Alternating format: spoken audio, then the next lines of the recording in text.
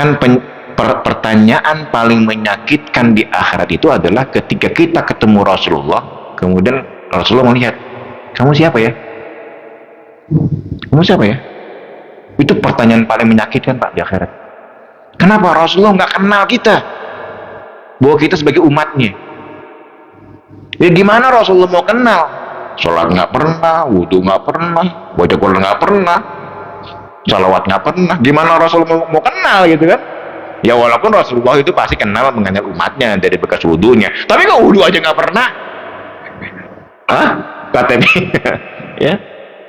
Nah, ini jadi ya syafaat. Ya itulah Pak. Jadi kayak memang kita membutuhkan syafaat beliau. Kita nggak mungkin bisa mengandalkan ibadah kita lah untuk masuk surga Allah. Nggak mungkin. Haji maaf Haji umur berapa? Baru 60. 60 tahun Pak. Tidurnya berapa tahun?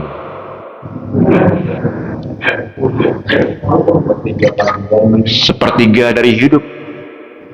Berarti Pak Haji selama hidup 60 tahun sudah 20 tahun tidur.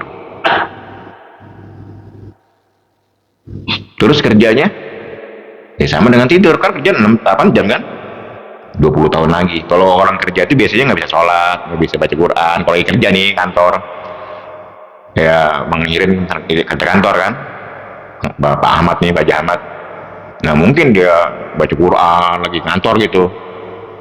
Dan nggak boleh dalam Islam juga orang kantor kerja kayak pegawai negeri, apalagi ya pegawai negeri.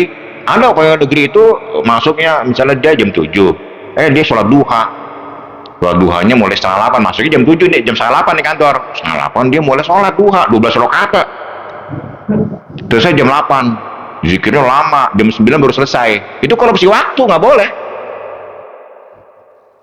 Haram bagi pegawai negeri, karena dia mulai kerjanya setengah 8. Walaupun itu baik, dia sholat itu menjadi nggak bukan pada waktu yang tepat. Ya, jadi harus ini, karena kerja dia udah ibadah gitu. Kerja dia itu lebih baik ketimbang dia sholat duha 12 rakaat gitu ya, dalam ibadah. Jadi sekali lagi ya sekalian, bahwa di Yaumuddin ya, di hari pembalasan itu yang kita harapkan hanya syafaat dari Rasulullah ya. 60 tahun tidur, 20 tahun kerja, 20 tahun tinggal 20 tahun ya. 20 tahun itu piknik, jalan-jalan, macam-macam. Wah, kadang nongkrong di warung kopi. Wah, kan nggak mungkin lagi ngobrol sama warung kopi baca Quran kan, orang lagi gosip. Sholat 5 waktu Pak Haji, kalau Pak Haji berusia 60 tahun itu nggak lebih dari 5 bulan. Jadi selama hidup 60 tahun itu sholat 5 waktu itu nggak sampai 5 bulan. Hitung aja, paling lama sholat berapa menit sih? 10 menit lah. Itu 5 bulan tuh kalau saya hitung satu sholat 10 menit. Kan cenderung kita mah di bawah itu. Jadi dikit Pak ibadah kita kalau kita mengandalkan ibadah untuk masuk surga Allah. Maka selain kita mencari amal yang sifatnya jariah, harus meraih syafaat Rasulullah ya. Jadi itu Maliki Yaumiddin, raja atau penguasa hari pembalasan. Ayat berikutnya, iyyaka na'budu wa iyyaka nasta'in. Ini ayat dalam surat Al-Fatihah, ayat pertengahan nih ya. Iyyaka na'budu wa iyyaka nasta'in. Apa maksudnya? Kalau terjemahan Al-Qur'annya, hanya kepadamu. Sebenarnya gini Pak, dalam tutur bahasa Arab ya, harusnya na'budu iyyaka wa nasta'inu iyyaka, harusnya begitu. Kami beribadah padamu. Bahasa Arabnya harusnya na'budu iyyaka wa nasta'inu iyyaka. Tapi dalam surah Al-Fatihah dibalik, iyyaka na'budu, artinya kalau iyanya itu di awal, hanya kepadamu gitu maksudnya. Hanya kamu satu-satunya ya Allah. Dan ini dibacanya harus pakai tasdid ya. Iyyaka, jangan iyyaka, jangan salah itu. Bahaya itu kalau kita baca surah Al-Fatihah ya, iyyaka itu nggak pakai tasdid. Karena artinya apa? Bukan hanya kepadamu, tapi aku menjauh darimu. Ya kan ada iyyaka wal hasad, hendaklah kalian menjauhi dari hasad gitu kan. Jadi harus pakai tasdid, iyyaka na'budu wa iyyaka nasta'in, hanya kepadamu ya Allah kami menyembah. Na'bud itu artinya menyembah, terambil dari kata abdun. Apa abdun? Abdullah apa? Hamba. Iyyaka na'budu itu artinya hanya kepadamu ya Allah aku menyembah, seakan-akan aku ini budakmu. Jadi artinya apa? Ketika kita menyembah Allah, posisikan kita sebagai budak. Posisikan kita sebagai budak dan Allah itu raja. Jangan kita sholat tapi kita tetap sombong. Itu nggak menyembah. Jadi maksud dari iyyaka na'budu itu artinya hanya kepadamu ya Allah kami menyembahmu, dan posisikan kita sebagai budak. Wa iyyaka nasta'in, dan kepadamu dan hanya kepadamu kami mohon pertolongan. Budak itu gimana sih Pak? Budak itu kan patuh pada majikannya. Jadi ini hubungannya dengan Ar-Rahman, dengan sifat kasih sayang Allah. Kan ada orang yang ngomong begini, katanya Allah sayang, maha pengasih, maha penyayang, yang tadi saya jelasin, Rahman, Rahim. Tapi kok Allah masukin hambanya ke neraka? Jadi ada orang yang berkata neraka itu nggak mungkin lah, nggak mungkin kita masuk neraka, nggak mungkin. Allah itu sayang, Allah itu cinta, menyayangi hambanya. Nggak mungkin Allah itu memasukkan hambanya ke neraka. Kejam sekali Allah, bertentangan dengan sifat Rahman Rahimnya. Ya mungkin kalau kita dengar gitu, ya juga ya, Allah kan sayang. Kan kata ada hadis, kasih sayangku mengalahkan amarahku, kan gitu. Kasih sayang Allah itu ada 99, satu ditumpahkan, ada 100, satu ditumpahkan ke dunia.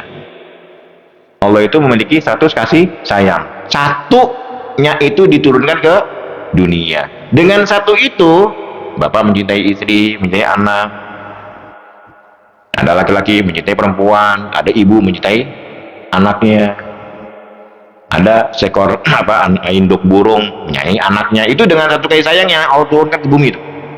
Berarti kan 99 bagaimana gitu kan. Nah tapi kan dalam hadis dikatakan kasih sayang Allah itu jauh melebihi dari kasih sayang seorang ibu pada anaknya. Ya kita tahulah bagaimana ibu menyayangi anaknya kan. Tapi Allah jauh dari itu. Maka nggak mungkin Allah itu memasukkan makhluknya ke dalam neraka, karena Allah sayang banget ya. Nah bagaimana itu menjawab itu jemaah sekalian ya, kalau misalnya ada ungkapan yang seperti itu. Nah jemaah sekalian rahmati Allah, contoh nih ya, ilustrasi aja nih biar kita memahami kasih sayang Allah. Ada seorang tuan majikan punya budak. Budak zaman dulu ya, budak itu kan diperjualbelikan. Budak itu nggak punya hak, budak nggak boleh punya hak, nggak boleh berinisiatif. Kalau dia berinisiatif berarti dia melanggar aturan kebudakan, kurang lebih seperti itu. Jadi nggak bisa tuh budak nawarin tuannya, Tuhan mau minum apa, kopi apa teh, nggak boleh. Itu berarti dia punya inisiatif. Udah, budak itu dia hanya bekerja sesuai dengan perintah dari tuannya. Kalau tuannya nggak nyuruh, udah dia jangan kerja. Jangan dia so rajin bersihin kebun.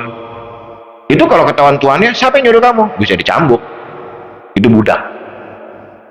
Ada seorang majikan punya budak. Kata tuannya, kamu mulai hari ini menjadi budak saya. Tapi saya nggak memberimu pekerjaan. Kamu tinggal di rumah saya, bebas.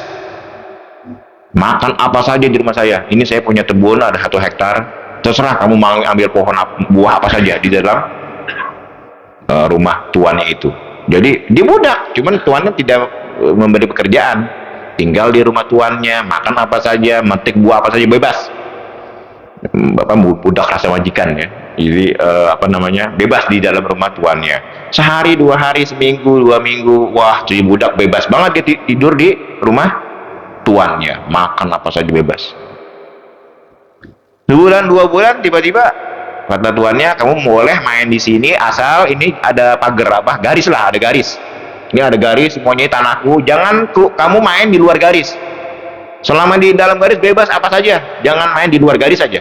Itu cuma satu permintaan dari tuannya, kamu nggak boleh main di luar garis. Ya, setelah sebulan 2 bulan, lama-lama budaknya mulai agak berani main dekat garis. Dilihat tuannya lagi duduk di teras rumah. Tuannya diem aja, ngeliat dia mendekati garis yang dilarang itu, tuannya diem saja. Nggak sengaja dia terjatuh, terpeleset, jatuh badannya di luar garis.